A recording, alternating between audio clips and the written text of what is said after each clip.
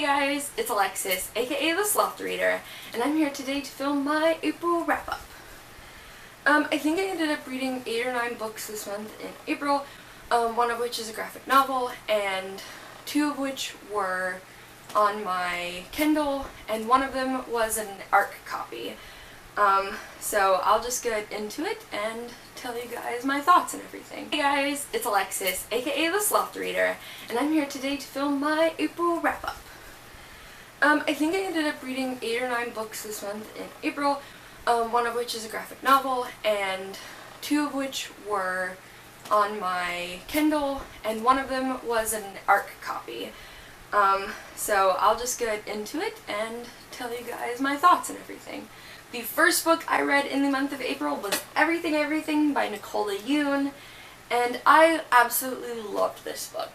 It was such a fast-paced read, and I really loved Maddie, and I liked that the book has like little drawings in there throughout the whole book, and so that's really awesome. And I loved Nicola Yoon's voice as an author, and I absolutely did not see the plot twist in this book coming, and I really enjoyed that. And overall, I gave this book a 5 out of 5 stars because I absolutely loved it, and I think Nicola Yoon is going to be a huge author in YA, and I think you guys should all read this book because I loved it, and this cover is absolutely beautiful.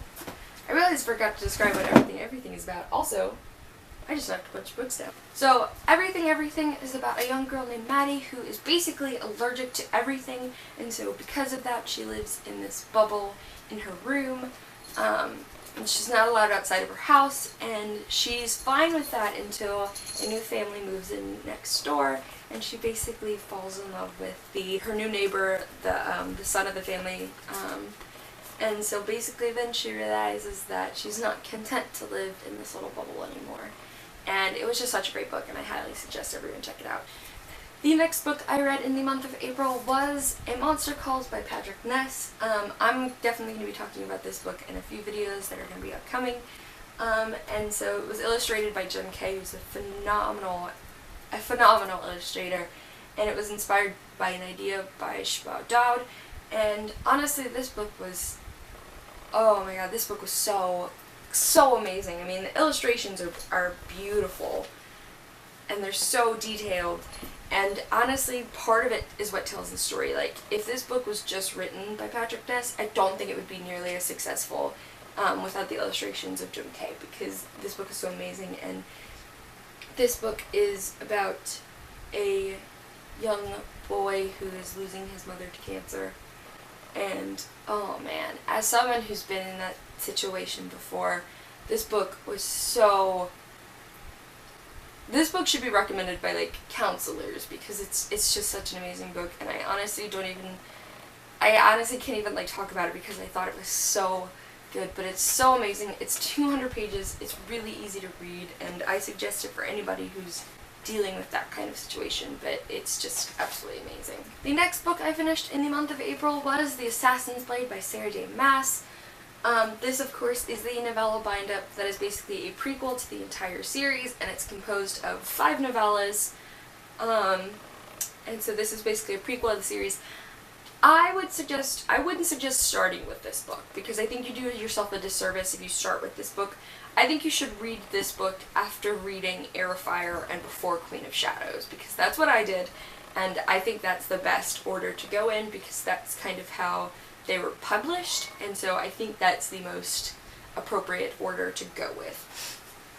I ended up giving this book a 4 stars, which is the lowest rating I've given a book in the Throne of Glass series so far, and that was because of 2 major reasons. One of them was that I kind of just did the average of all of the novellas in here, and that ended up being a 4.5 stars. Because I ended up giving The Assassin and the Healer, which is the second novella in this, a 2.5 stars, because I felt it was absolutely useless in the story itself. But the other reason that I knocked like half star off in this one is because I don't really understand why it was a novella bind-up. I don't really get why Sarah J. Maas didn't just write a prequel novel, because reading it in novella style for me really made me just emotionally unattached to everything that was happening, which was sad because I love this series so much. Like, I got an Air of Fire tattoo, so to commemorate both my love for the series and my love for Selene as a character, and so to be reading 400 and something pages of this and really not feel anything until the last like 100 was really disappointing to me, and I really didn't like that.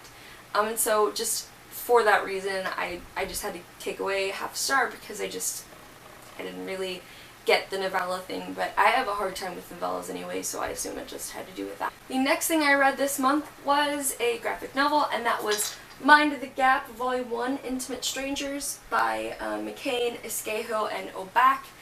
And I ended up giving this a 3 out of 5 stars.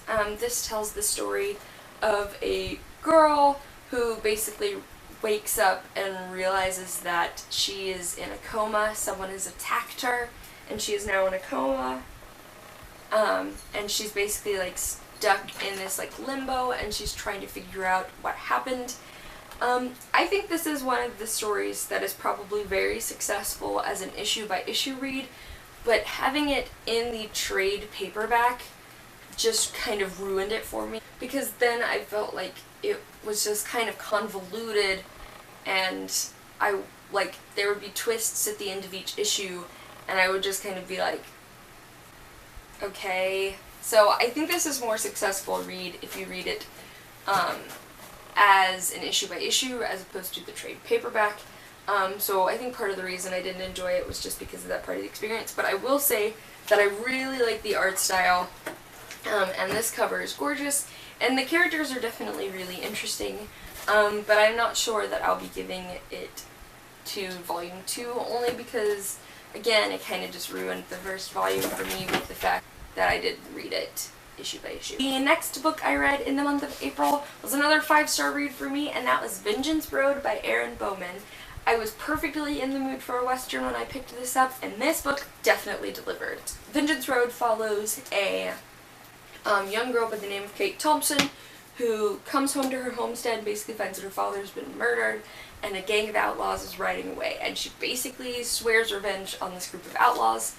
And oh man, this book is such an adventure. Like, it's everything you want from a Western. Like, it's just start to finish an absolute journey. Because like the side characters of the two brothers and then the Apache girl who ends up joining them, like, oh man, like, the characters are awesome. I like that the bad guy in this story is just a straight villain. There's nothing good about him. And he's a well-written outlaw, and then there's this little twist at the end that I really loved. And Kate herself was just an unapologetic badass, but she still kind of felt bad when she had to kill people who didn't deserve it.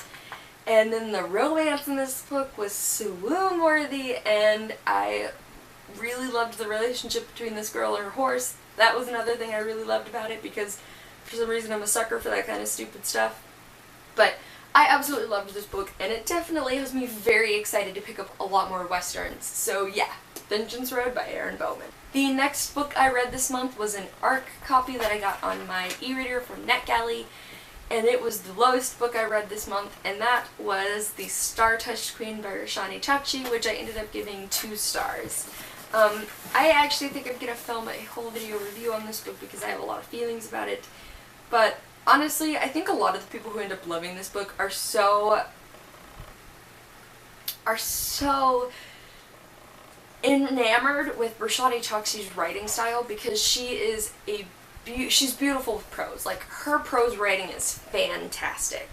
And I think that misleads a lot of people, because you can be the best prose writer in the world, but if you don't have anything to back it up with, you don't really have much. And that's kind of what I felt with The Star-Touched Queen. Of course, The Star-Touched Queen tells the story of Maya, who is a young princess in the country of Barata, who basically has this horoscope that foretells that she will enter a marriage of death and destruction, and it's basically about that horoscope in its own way playing out. And I had 3 major issues with this book, which I knocked off basically a whole star, and honestly I'm thinking of going back and rating it as a 1 star as opposed to 2 stars, because I strongly disliked it that much.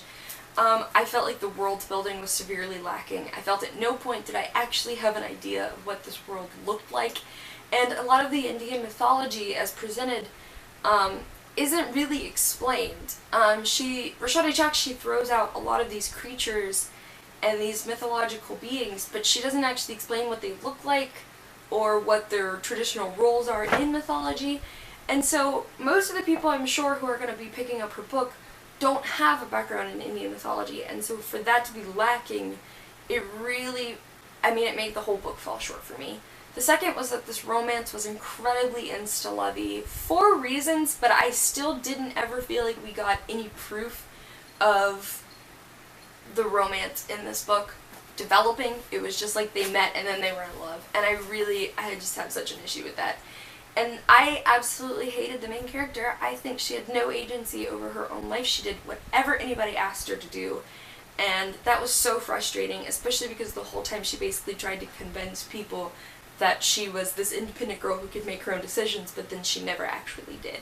And so that was the very, very concise reasons of why I gave this book 2 stars. But honestly, I don't see why everybody's raving about this book, because I really didn't like it. Like I said, I think Rashad Itachi is an amazing writer in terms of her prose work, but I just don't feel like there's any substance behind that, and I'm wondering if maybe people are just, being distracted by how beautiful of a prose writer she is, and if maybe that's the issue, I don't know, but I didn't like this book. The next book I picked up and went to read in the month of April was The Raven King by Maggie Stiefvater. Of course, this is the 4th and final book in the Raven Cycle Quartet, which basically follows this group of 4 boys and a girl named Blue on their journey to find a sleeping Welsh king. It's hard to explain honestly what this book is about. It's a very character-driven story, and so it's something I definitely liked. I ended up giving this initially 5 stars, but I think I'm actually going to drop my review rating to either a 4 or 4.5, because there were 2 issues I had in this book, and I won't go into it because they're kind of spoilery, but I will say that the first is that I felt that some stuff was really built up and then it didn't really amount to anything, which was the same issue I had in Blue Lily Lily Blue. And another thing is, with one character in specific, something happens, and I just don't feel like, I feel like Maggie had so much that she could have really explained with this character and their inner dialogue, but she didn't, and I just felt like it kind of made it, I don't want to say anything that's going to make it a spoiler, but I felt like she kind of maybe just did it to appease fans as opposed to doing the character justice. And so for that reason I didn't really like it, and it made what kind of came of this to be just kind of feeling like fan service, and so I didn't really like that aspect of it.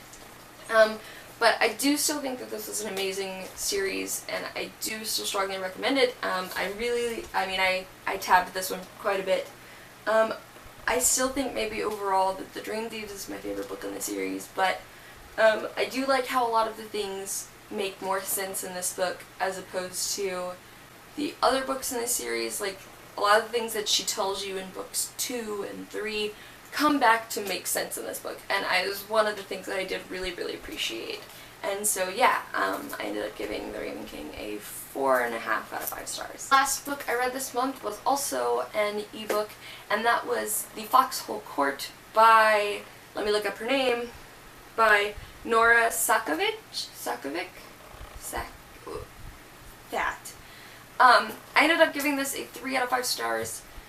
The main reason is, one, because at no point in this first book does the writer ever actually explain to you how to play Exi, which is the sport that this whole series is based off of. It's basically about a young boy named Neil who is recruited at this high-profile university to play this game called Exi, which is pitched as lacrosse, but not lacrosse, but with soccer and ice hockey elements thrown in. But that's the only description you're given at all to how this sport is actually played.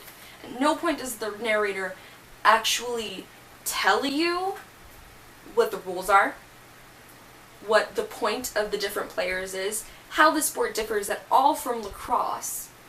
And that was really frustrating to me because I'm a person who really enjoys sports. So to pick up a book that is going to be an LGBT romance in the end, but is also heavily about the sports, and to never be given rules or strategies or anything on how to actually play this game, that really frustrated me. And honestly, I took off an entire star just for that. The other thing that really bothered me was that aside from Neil, who's the main character, who I actually really enjoyed, I think he's a fantastic main character, I don't really understand any of the other characters. I don't know if maybe they just weren't written well, but I just feel like some of them were so dual personality that it was unbelievable for me that they came from the same person. And so I just, for that reason, I had to take off another star. I do think that the books will get better as they go through the series. I've started the second book in the series, which is The Raven King, and I'm interested to see in what direction it goes in, and I've heard that this one comes with an XC rulebook attached to it, so I'm super excited to read that. But yeah, so the last book I read this month was The Foxhole Court, and I gave it 3 stars. Well, those were all of the books I read in the month of April. Hopefully now that school's done, I'll get so much reading done in the month of May, but you guys should let me know what was your most disappointing and and the best read that you read in the month of April so that we can talk about it. Bye guys.